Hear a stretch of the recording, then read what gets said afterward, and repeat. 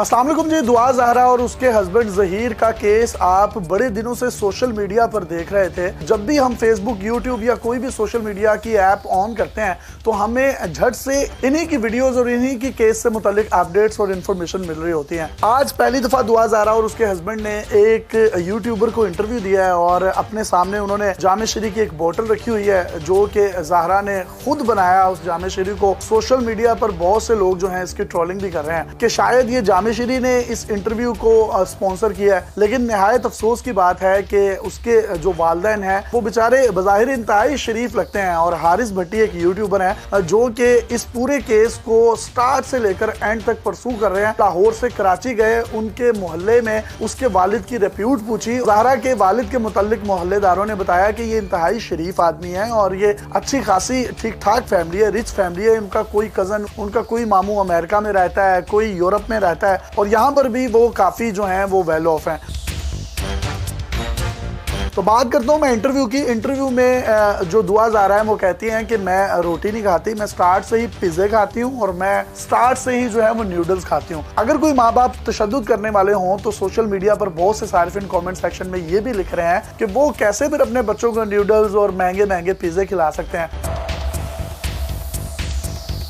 इसी के साथ साथ ये बात काबिल जिक्र है कि दुआ की जो माँ है, जब वो पुलिस की कस्टडी में अदालत में पेश हुई तो माँ ने अपनी बेटी के साथ लिपटना भी चाहा लेकिन उसको मिलने तक ना दिया गया और माँ वहीं पर आहो पुकार करती रही। दुआ के वालिद साहब के मुताबिक उनका निकाह 2005 में हुआ था और 2008 में उनके घर दुआ पैदा हुई थी। लेकिन दुआ ने इंटरव्यू में बताया कि 2005 में मेरे वालिदैन की शादी हुई और मैं 2006 में पैदा हुई थी और मेरी उम्र जो है इस वक्त 17 साल है। अदालती हुक्म पर दुआ की उम्र तयन करने के लिए जो टेस्ट किया गया तो उसके मुताबिक उसकी हड्डियों की उम्र तकरीबन 16 से 17 साल जो है वो बताई जा रही है। लेकिन जिस तरीके से ये इंटरव्यू हुआ है और इंटरव्यू के बाद लोग जिस तरीके से बैशिंग कर रहे हैं कि ये एक स्क्रिप्टेड और प्री प्लान्ड इंटरव्यू है और दुआ के वालिदैन पर क्या गुजर रही होगी जब वो इस इंटरव्यू को देखते होंगे जिसमें दुआ को कहा जा रहा है जी आप विक्ट्री का निशान बनाए, वो वी का निशान बना रही है। तो क्या ये जो विक्ट्री और वी के निशान बनाए जा रहे हैं ये अपने माँ बाप को हराने और उनसे जीतने के निशानात हैं? इसी तरीके से शैला रजा साहिबा जिनका ताल्लुक हुकूमत सिंध से है, उनका भी ये कहना था कि बच्ची को जो है वो ट्रैप किया गया है, बच्ची को इंसाफ मिलना चाहिए और उनका टेस्ट तयन करने के लिए जो मुतल्लिका एक ऑफिसर थी उनको भी उन्होंने सस्पेंड किया था।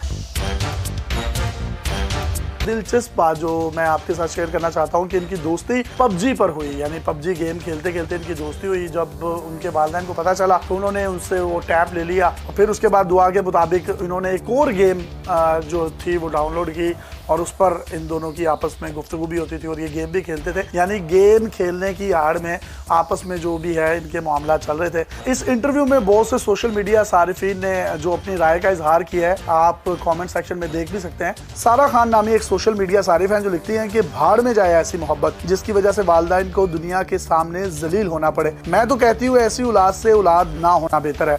दुनिया में हर किसी के साथ दो नंबरी कर सकते हो लेकिन माँ एक ऐसी हस्ती है कि मैं क्या लिखूं, मुझे कोई समझ नहीं आ रही, मेरे अल्फाज खत्म हो चुके हैं। एक और सारिफ हैं अब्दुल मोइज जिन्होंने लिखा है कि वालिदैन को जलील करके उनकी इज्जत के परखशे उड़ाकर कितनी मुतमईन है ये बच्ची। अल्लाह पाक सबको नेक और साले औलाद अता करे, कभी किसी माँ बाप को औलाद का दुख ना दिखाए।